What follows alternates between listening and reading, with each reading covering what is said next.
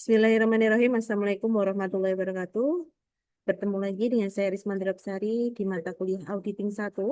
Kali ini kita akan bertemu pada pertemuan ketiga. Izin, saya akan share screen.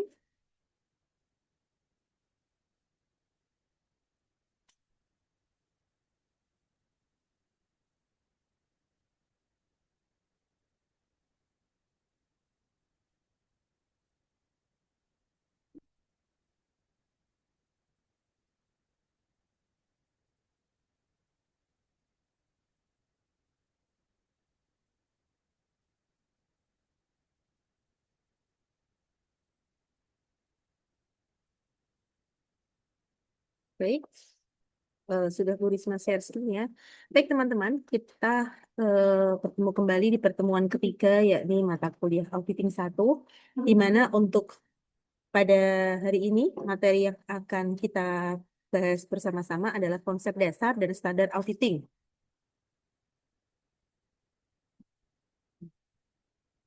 Kali ini setelah yang pertemuan pertama kita membahas auditing dan akuntan, terus yang ke pertemuan kedua kita membahas etika dari auditor itu seperti apa. Yang selanjutnya yakni kita membahas mengenai konsep dasar dan standar dari auditing itu sendiri.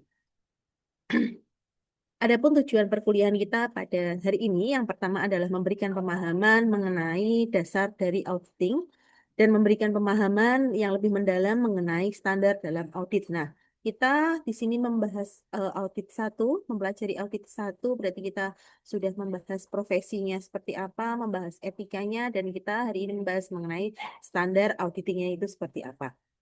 Teori dan konsep dasar auditing.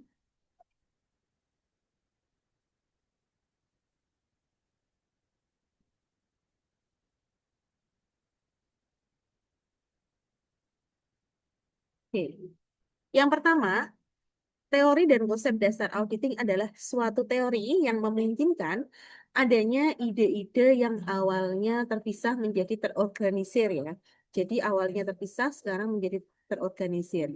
Nah, adanya teori ini terbentuk untuk menerangkan fenomena-fenomena apa saja yang dapat diobservasi dalam dunia nyata. Nah, teori ini dapat dikelompokkan menjadi dua. Yang pertama adalah teori normatif. Nah, teori normatif ini adalah teori yang seharusnya dilaksanakan. Kedua, teori deskriptif. Teori yang sesungguhnya dilaksanakan. Jadi terdapat dua teori. Yang pertama adalah teori normatif, yang kedua adalah teori deskriptif. Nah, teori-teori ini adalah pengelompokan teori di dalam dasar akuntansi, mohon maaf, di dalam dasar accounting, di mana teman-teman harus memahami teori dasar yang terjadi ketika auditor itu melakukan audit di suatu entitas ya. Jadi ini ada teori normatif dan teori deskriptif. Teori normatif kita tekankan bahwa itu adalah suatu teori yang harusnya dilaksanakan. Namun teori deskriptif itu teori yang sesungguhnya dilaksanakan. Jadi teman-teman harus memahami perbedaan antara teori normatif dengan teori deskriptif ya.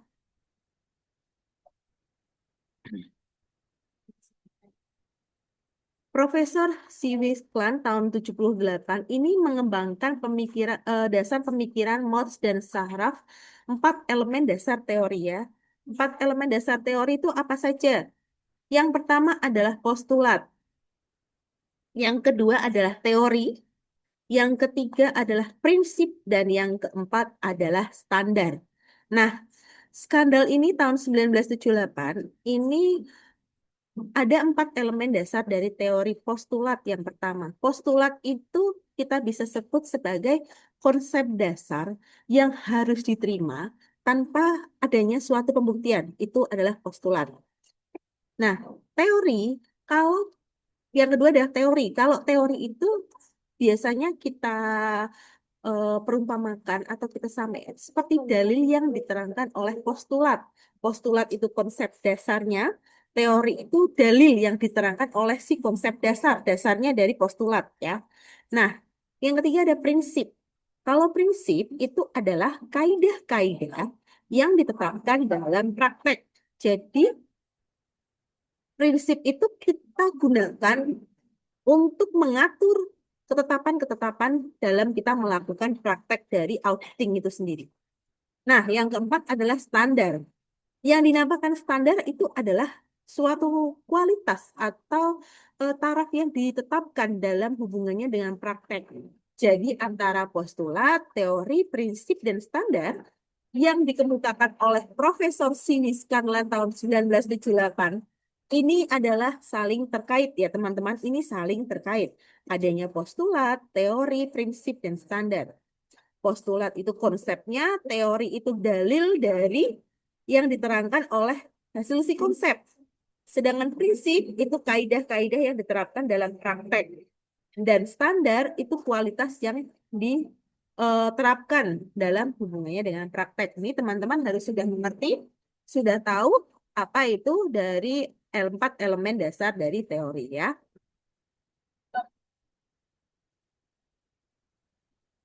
Seperti pada ilmu teknik ataupun ekonomi, sosiologi, dan lain-lain, ilmu auditing ini juga didasarkan pada konsep-konsep dasar. Ya.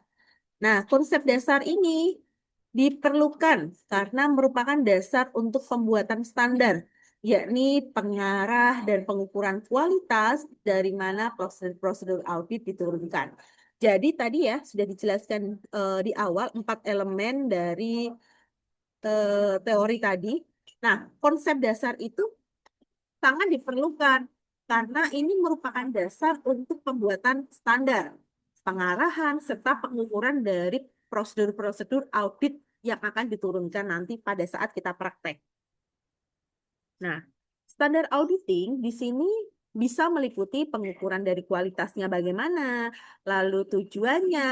Nah, sehingga jarang sekali berubah-ubah ya standar dari auditing ya. Sedangkan prosedur audit itu kita bisa bicarakan atau kita bisa artikan. Itu semacam metode atau tekniknya, teknik rincinya, metode rincinya bagaimana melaksanakan suatu standar. Ya, sehingga prosedur itu akan berubah bila lingkungan audit itu juga berubah ya. Standar audit itu akan diturunkan dari prosedur audit, diturunkan menjadi prosedur audit.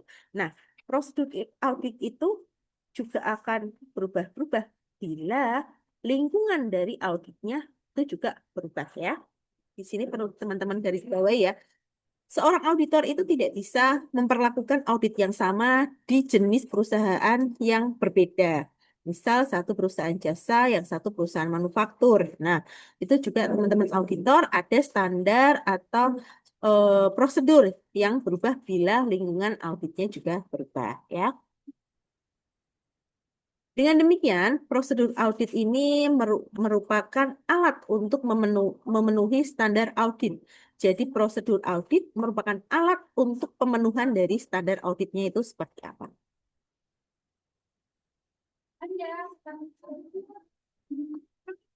Nah, di sini, menurut Moss dan Sharp tahun mengenai teori auditing, ini terdapat 5 konsep. Nah, 5 konsep ini apa saja teman-teman? Yang pertama kita membahas nanti bukti. Yang kedua adalah kehati-hatian. Yang ketiga, penyajian atau pengungkapan yang wajar itu seperti apa. Keempat, independensi. Dan kelima adalah etika perilakunya seperti apa. Ini ya, konsep menurut Maltz dan Saraf.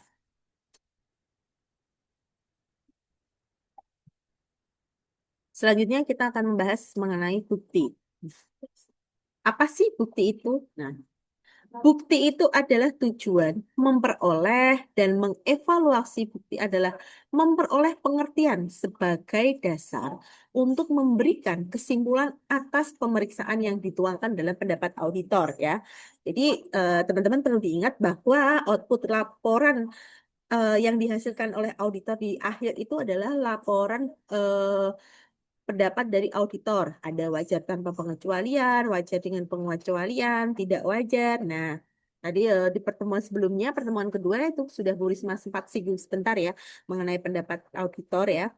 Nah, nanti kita akan membahasnya lebih lanjut di materi pertemuan selanjutnya. Nah, di sini usaha untuk memperoleh bukti itu ada beberapa cara. Yang pertama dengan atau bukti diperoleh dari pihak luar.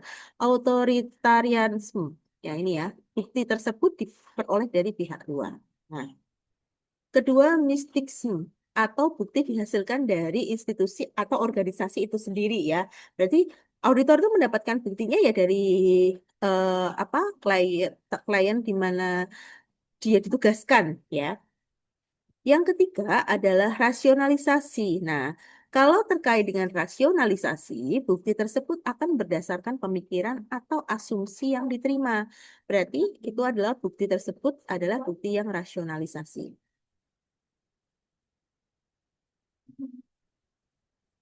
Yang keempat adalah empirisme. Nah, empirisme ini adalah bukti berdasarkan pengalaman yang sering terjadi. Jadi, teman-teman auditor di lapangan itu memperoleh bukti dengan cara ini. Ada tadi diperoleh dari pihak luar, lalu dia dapat dihasilkan dari institusi atau manajemen itu sendiri, lalu rasionalisme berdasarkan pemikiran ataupun asumsi yang diterima. Dan yang terakhir adalah berdasarkan pengalaman yang sering terjadi. Nah, terakhir adalah pragmatisme. Di sini adalah bukti berdasarkan hasil praktek. Oh, ternyata hasil prakteknya buktinya seperti ini. Berarti auditor sudah memegang pendapat yang kuat tentang hasil dari pelaporan auditor tersebut dengan menggunakan bukti, ya, ini berdasarkan hasil prakteknya. Ini bukti tadi ada 5 ya, teman-teman ya. Dari nomor 1, authoritarianisme sampai dengan pragmatisme. Ya, Bu Risma lanjutkan.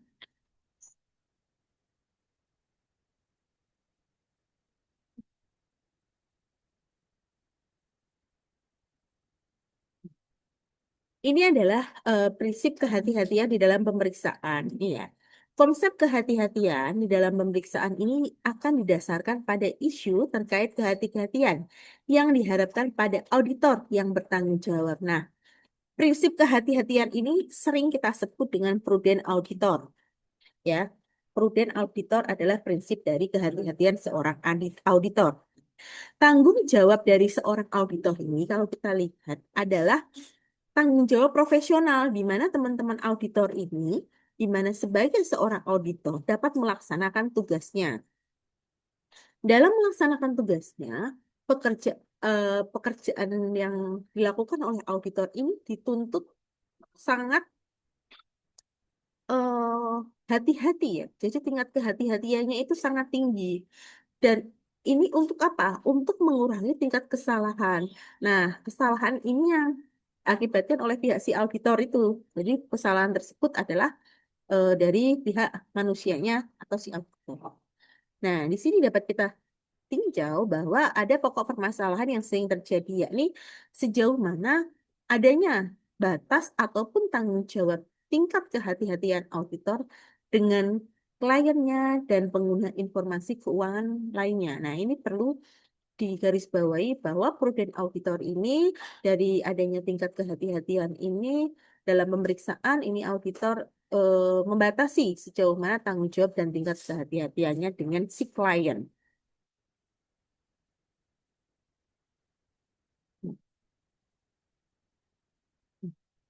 Penyajian atau pengungkapan yang wajar. Nah, konsep ini akan menuntut informasi laporan keuangan yang bebas tentunya, tidak bias, dan dia akan mencerminkan laporan keuangan, hasil operasi, atau aliran kas dari perusahaan itu seperti apa. Nah, konsep ini itu ada 3, ada accounting property, lalu ada adequate disclosure sama audit obligation. Nah, tentang accounting property ini erat sekali ya teman-teman kaitannya dengan penerapan prinsip akuntansi tertentu di dalam kondisi tertentu. Itu yang dinamakan dengan accounting property. Nah, yang kedua yaitu adequate disclosure itu terkait dengan jumlah, luas pengungkapan, atau penyajian dari informasinya itu seperti apa. Yang ketiga adalah audit obligation. Audit obligation ini terkait dengan kewajiban si auditor untuk independen ya. Sekali lagi, auditor adalah sifatnya independen dalam memberikan pendapatnya. Ini ada 3 konsep yang perlu teman-teman pahami ya.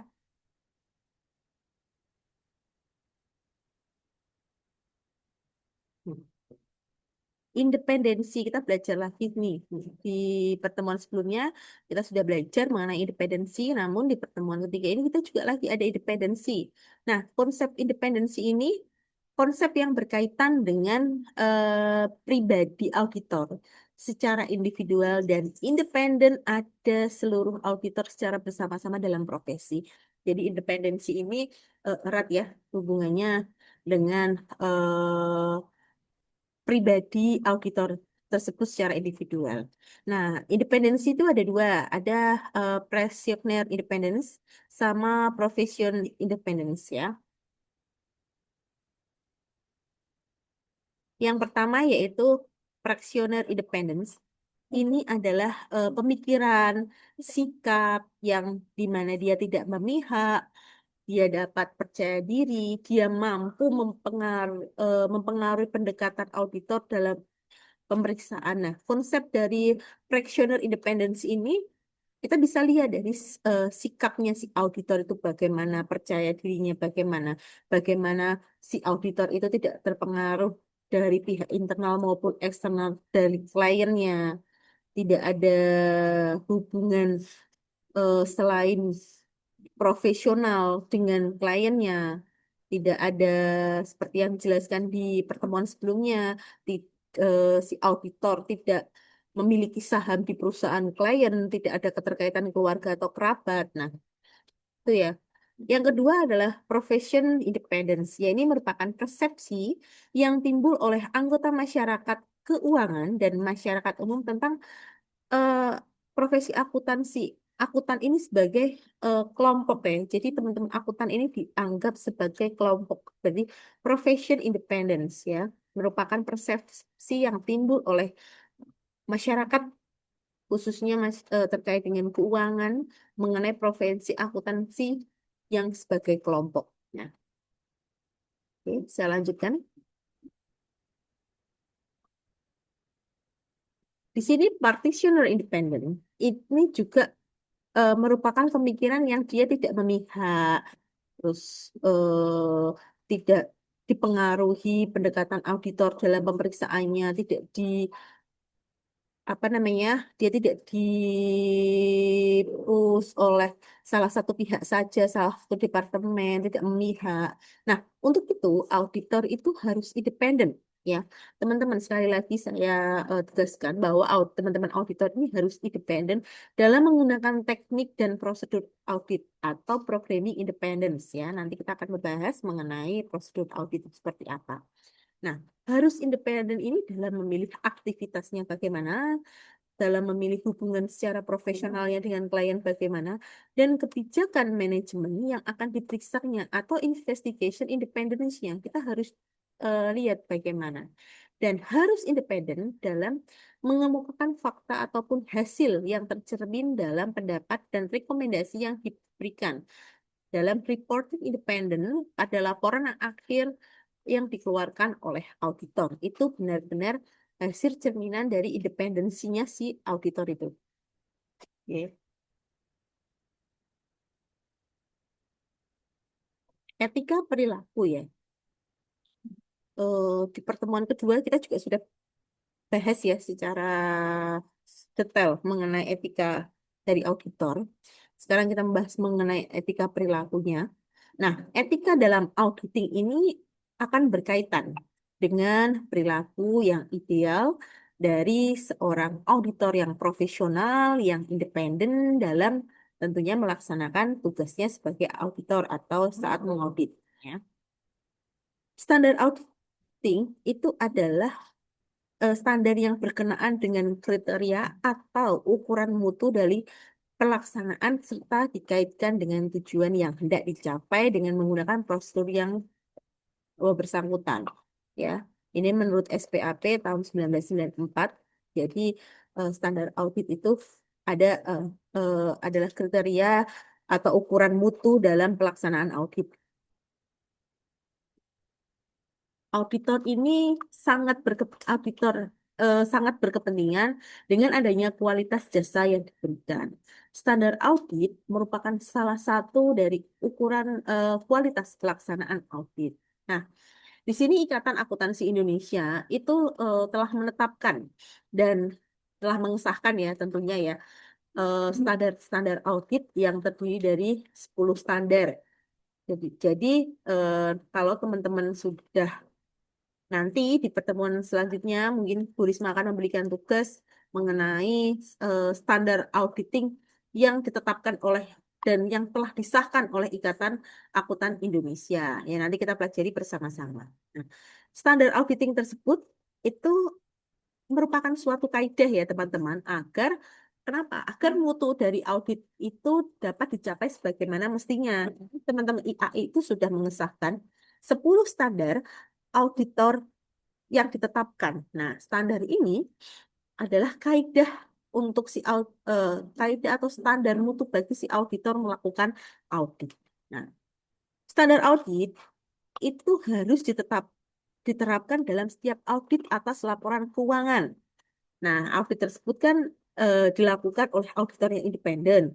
Dia tanpa memandang besar kecilnya skala perusahaannya, tanpa memandang bidang usahanya apa saja, bentuk organisasinya bagaimana, dan tidak berorientasi laba ataupun tidak. Jadi teman-teman auditor itu tidak boleh memandang, oh saya cuma mau ngaudit yang labanya di atas satu omset dalam satu tahunnya di atas 4,8 M.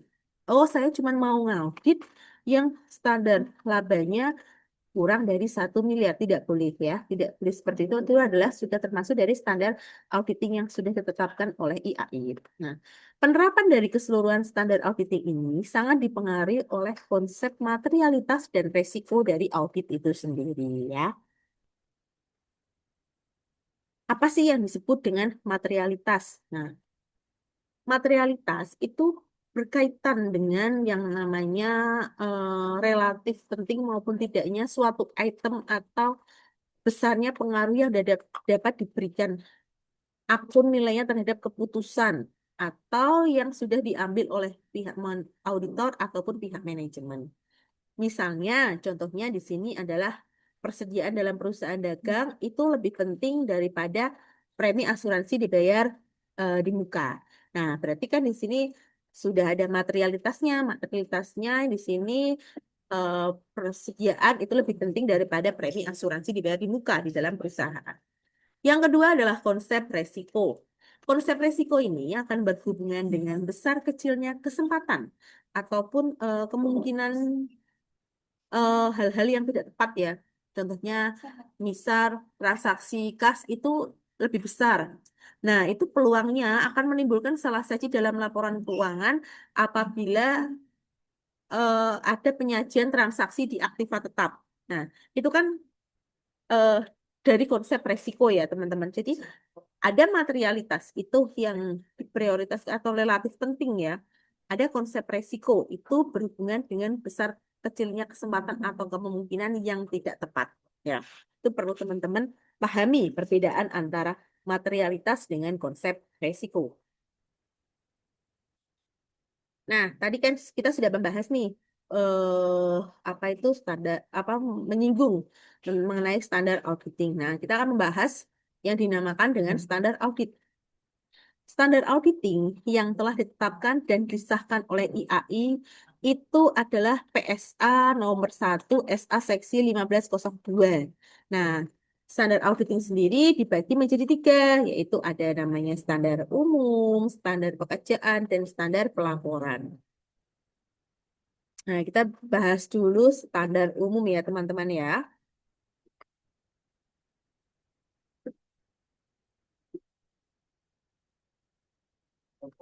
Hmm. Standar ini mengatur mengenai keahlian, pelatihan, yang berkelanjutan, independensi, dan kemahiran profesional suatu auditor.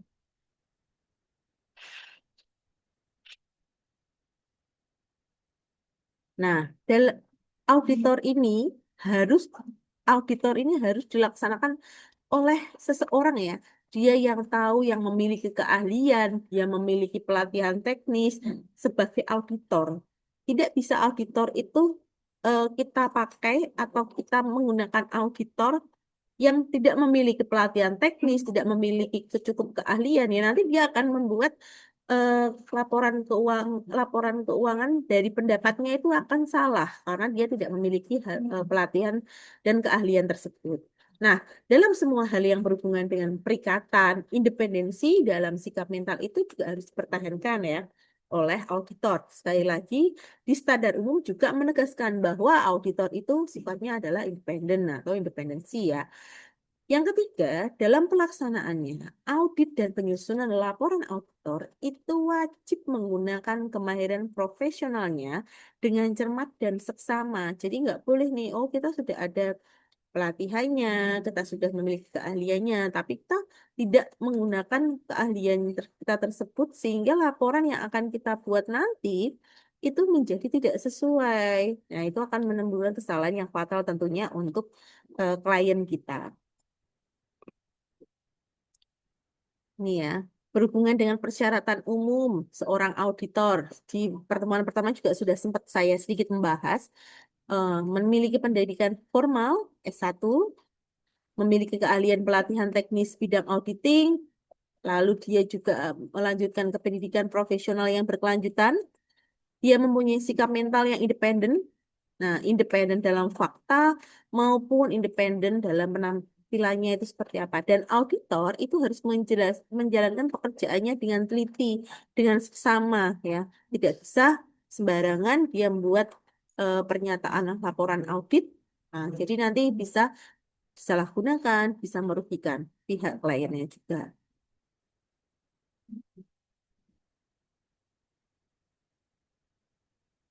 Nah, ada tiga aspek dalam independensi ya. Yang pertama, independensi nyata. Berarti ini dalam diri si auditor, kejujuran, mempertimbangkan fakta audit dalam temuannya, lalu independensi dalam penampilan, ditinjau dari sudut pandang pihak lain yang mengetahui informasi tersebut dengan auditor, misalnya pengacara kliennya, pemiliknya, milik saudaranya. Nah, ini independensi di bidang penampilannya ya. Jadi kita tinjau dari misal pemilik, ada hubungan pemiliknya, ada hubungan klien atau apa. Nah, seperti itu. Lalu yang ketiga adalah independensi dari sudut keahlian yang dan kompetensi. Nah, ini terkait dengan pengetahuan luas tentang ilmu keahliannya yang dipergunakan dalam audit.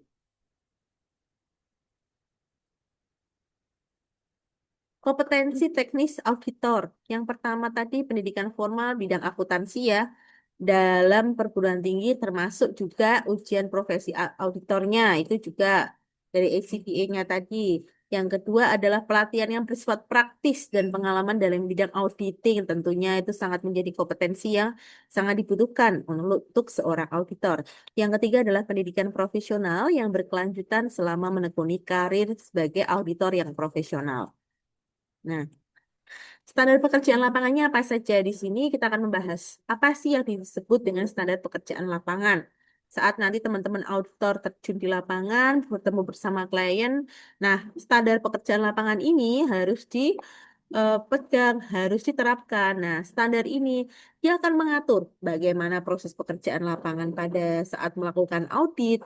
Mulai dari yang pertama adalah perencanaannya bagaimana, dari supervisinya, pemahaman atas pengendalian internalnya, serta teknik-teknik yang cukup digunakan dalam pengumpulan bukti audit yang kompeten. Nah, itu eh, benar-benar harus dipahami mengenai standar pekerjaan lapangan seorang auditor ya. Pekerjaan lapangan ini tentunya yang pertama harus dirancang, harus direncanakan sebaik-baiknya. Jika digunakan asisten, harus disupervisi dengan semestinya. Biasanya ada audit itu audit senior dan audit junior. Biasanya audit senior itu dibantu dengan yang namanya teman-teman yang audit junior, di mana dia akan membantu pekerjaan dari audit junior. Yang kedua adalah pemahaman yang memadai atas struktur pengendalian internal harus diperoleh untuk merencanakan audit dan menentukan sifat, saat, dan ruang lingkup pengujian yang akan dilakukan. Nah, dia benar-benar harus dipahami ya. Yang ketiga adalah bukti audit yang kompeten yang harus cukup diperoleh. melalui inspeksi tadi, pengamatannya bagaimana, terus permintaan pernyataan, ada konfirmasi dasar yang memadai, menyatakan pendapat atas laporan keuangan yang diaudit oleh auditor. Di sini standar pekerjaan lapangan ini akan memberikan pedoman dalam pelaksanaan audit sehingga dia akan memberi hasil audit yang berkualitas tentunya, lalu perencanaan audit, penyusunan strateginya bagaimana, lalu supervisi tenaga asistennya, apakah ada pengarahan langsung, apakah menggunakan kertas kerja, apakah nanti dia direview dalam setiap tahapan auditnya, lalu pemahaman struktur pengendalian internal yang cukup, serta yang terpenting adalah adanya bukti yang kompeten dan cukup ya tentunya ya untuk sebagai salah satu proses audit dari auditor. Nah, selanjutnya standar pelaporan. Standar ini mengatur bagaimana sih pendapat akuntan tadi yang konsisten dalam penerapan prinsipnya. Jadi teman-teman akuntan, teman-teman auditor itu nggak boleh berubah-ubah dalam menerapkan prinsip-prinsip akuntansinya dan pengungkapan informatif laporan keuangannya seperti apa. Nah, laporan auditor harus menyatakan apakah laporan itu sudah disusun sesuai dengan prinsip akuntansi yang berlaku umum di Indonesia. Akunya ya. Nah, itu sudah sesuai atau belum? Selanjutnya, laporan audit menunjukkan atau menyatakan jika ada ketidakkonsistenan dalam penerapan prinsip akuntansi dalam penyusunan periode berjalan, itu dibandingkan dengan penerapan prinsip akuntansi dalam periode sebelumnya. Nah, biasanya perusahaan kadang dia menerapkan metode perhitungannya ada yang garis lurus, terus nggak boleh nih perusahaan nih buat laporan keuangan tahun ini kita menggunakan garis lurus, besok menggunakan saldo menurun, besok garis lurus lagi lah. Ini akan menimbulkan ketidakinkonsistenan dalam pembuatan laporan keuangan, sehingga ini juga perlu diuji oleh seorang auditor. Kenapa sih pihak manajemen mengeluarkan laporan keuangan yang seperti itu? Nah, selanjutnya, yang ketiga adalah pengungkapan informatif dalam laporan keuangan ini harus dipandang yang memadai kecuali dinyatakan dalam laporan auditor yang nanti di akhir penugasan si auditor itu sendiri. Yang keempat adalah laporan audit harus memuat dan suatu pernyataan pendapat ya mengenai laporan keuangan secara keseluruhan. Nah, ini adalah hasil akhir dari auditor dalam melakukan tugasnya. Laporan keuangan audit yang sudah ada, pendapat mengenai laporan keuangan tersebut. Nah, dalam hal ini, audit dikatakan dengan laporan keuangan, maka laporan auditor ini harus menunjukkan petunjuk yang jelas mengenai sifat dan pekerjaan auditor yang akan dilaksanakan. Itu ya, teman-teman ya. Jadi ada standar pelaporannya itu sendiri. Ini ya, standar pelaporan ini mengatur kesesuaiannya dengan PABU. Tolak ukur kesesuaiannya apa? Metode penilaiannya. Lalu penjelasannya bagaimana? Pengklasifikasiannya bagaimana? Batas cut off laporan keuangannya bagaimana? Itu bisa dilihat semua inkonsistensi serta pengungkapan yang memadai serta pernyataan dari auditor itu sendiri. Nah, apa sih hubungan antara standar auditing dengan prosedur auditing? Nah, tadi kita sudah bahas ya standar sama prosedur. Teman-teman harus beda-bedakan. Kalau prosedur itu metode-metode yang digunakan oleh auditor selama audit berlangsung itu prosedur. Nah, kalau terkait dengan standarnya, nah itu penerapan yang harus dilakukan oleh si audit dalam mengaudit laporan keuangan ya. Nih, jadi ketika prosedur audit dapat berbeda antara satu klien dengan klien yang lainnya, karena ini ada perbedaan dalam skala entitas ya, perbedaan karakteristiknya juga. Tadi saya sudah bilang beda nih, si A ngaudit di ngaudit di apa namanya perusahaan jasa, yang satunya di perusahaan manufaktur itu juga sifat dan kompleksitas operasinya juga berbeda. Keyakinan yang disediakan oleh audit.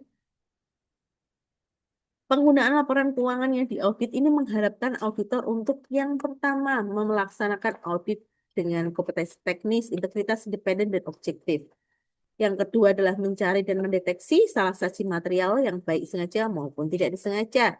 Yang ketiga adalah mencegah penerbitan laporan keuangan yang menyesatkan. Nah ini nanti kalau si auditor itu eh, membuatnya tidak teliti, dia akan membuat laporan, menerbitkan laporan keuangannya yang menyesatkan. Nah ini juga akan berimbas untuk pihak manajemen maupun untuk pihak internal di luarnya. Nah, ini ya, jadi jangan sampai salah teman-teman auditor ini menerbitkan laporan keuangan yang menyesatkan. Nah, opini audit ini sedikit Bu Risma bahas mengenai opini audit di penyajian laporan keuangan auditor yang terakhir. Itu ada yang namanya wajar tanpa pengecualian atau kita sering sebut WTP. Berarti apa kriterianya? Laporan keuangannya itu sesuai dengan prinsip akuntansi berbasis umum. Auditnya sesuai dengan standar akuntansi berbasis umum. Tidak ada ketidakpastian di dalam penyajian laporan keuangannya. Ya. Lalu yang kedua, ada yang namanya wajar dengan pengecualian.